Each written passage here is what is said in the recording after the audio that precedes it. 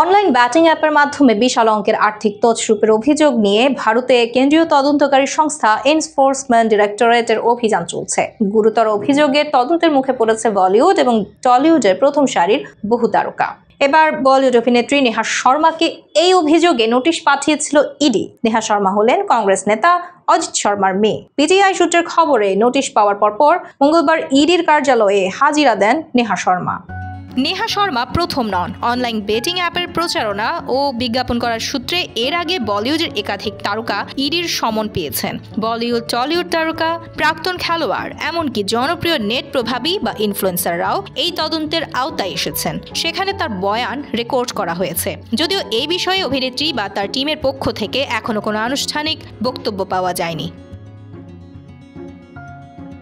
প্রসঙ্গত, নেহা শর্মা 2007 সালে তেলেগু ছবি চিরুথার মাধ্যমে অভিনয়ে আত্মপ্রকাশ করেন এবং বলিউডে তার পরিচিতি আসে 2010 সালের সিনেমা ক্রুক এর মাধ্যমে। এরপর তিনি কিয়া সুপার কুল হে হাম, ইয়ঙ্গিস্তান, তুম বিন টু এবং ব্লকবাস্টার ছবি তানহাজি, দ্য আনসাং ওয়ারিয়রের মতো চলচ্চিত্রে অভিনয় করেছেন। পাশাপাশি তিনি কিছু ওয়েব সিরিজেও কাজ করেছেন।